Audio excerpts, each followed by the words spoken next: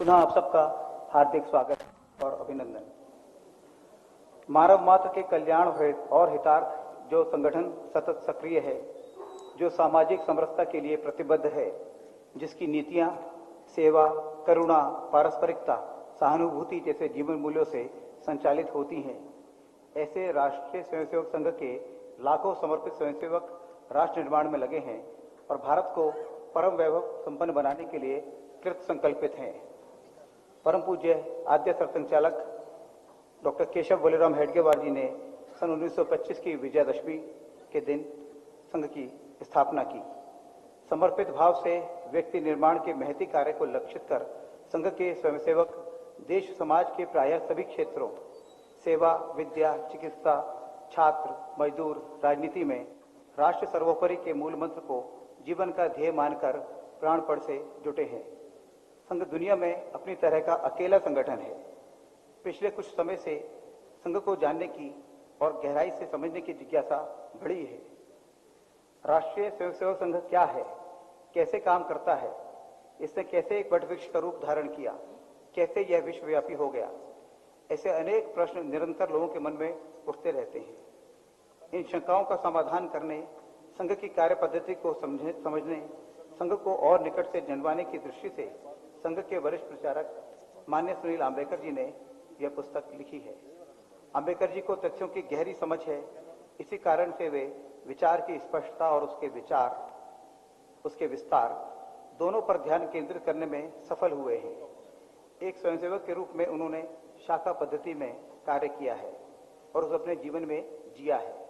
उसी के आधार पर संघ की आंतरिक कार्य प्रणाली, निर्णय प्रक्रिया और समन्वयक दृष्टि पर उन्होंने गहराई से दृष्टिपात किया है। यह पुस्तक पहले अंग्रेजी में RSS roadmaps for the 21st century के नाम से प्रकाशित हुई थी। यह पुस्तक आज जिसका लोकार्पण हो रहा है उसका हिंदी अनुवाद है, जिसे दिल्ली विश्वविद्यालय के प्राध्यापक डॉक्टर जितेंद्र कार्लन ने अनुवाद किया है। इस पुस्तक के प्रकाशन में कुछ लोगों का महत्वपूर्ण योगदान रहा है, उनका उल्लेख करना मेरा कर्तव्य है। माननीय मनोज कांत जी, राजीव तुली जी और रामानंद जी, इन्होंने एक विशेष भूमिका निभाई है इस पुस्तक के प्रकाशन में।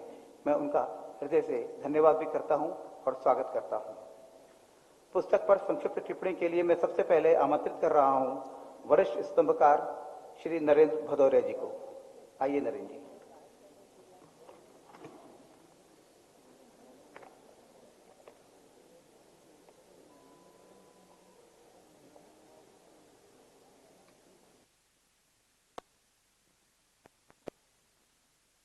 मंच पर उपस्थित सभी वरेण्य अतिथियों को मैं नमन करता हूं।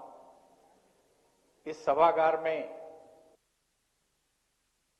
अपने दीप्त जीवन के माध्यम से समाज को और उन्नत प्रखर बनाने के लिए अनेक तपस्वी विराजमान हैं।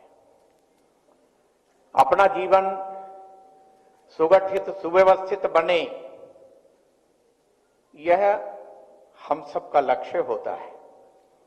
एक संगठन राष्ट्रीय स्वयंसेवक संघ, इसकी धारा में हम सब जब भी प्रवेश कर पाए, लगा कि जीवन का सुफल हमें हाथ लग गया है। आज ये पुस्तक कल मुझे प्राप्त हुई हिंदी में। अंग्रेजी का संस्करण इसका मैंने पहले देखा था, किसी के पास देखा था, इसलिए पूरा पढ़ नहीं पाया था। आज रात में जगकर इसे मैंने पढ़ा है। बहुत अच्छी पुस्तक है, एक गीता है मेरे लिए। तो राष्ट्रीय स्वयंसेवक संघ को जो नहीं जानते उनके लिए तो ये एक ऐसा सागर है जिसमें यदि गोते लगाएंगे तो उनके हाथ में अनगिन मोती हाथ आएंगे। उनके जिन्होंने संघ को जाना है और जिया है, उनके लिए मैंने कहा यह गीता है, क्योंकि इसके माध्यम से ऐसा रस उनके भीतर प्रसूत होगा कि अन्य बंधुओं के पास हम और तीव्रता से पहुंचने का सामर्थ्य पा सकेंगे। यह धरा, यह भारत भूमि शील और सामर्थ्य की धरती है। शील और सामर्थ्य दो गुण ऐसे हैं जिनको पहचानने में सर्वदा भूल होती आई है।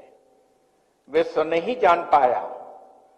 ये बड़ी विचित्र बात नहीं है कि राष्ट्रीय स्वयंसेवक संघ क्या है, लेकिन भारत में जन्मे लोग नहीं जान पाए, ये उनका दुर्भाग्य है। ये उनके किन्हीं पापों का, किन्हीं कलुष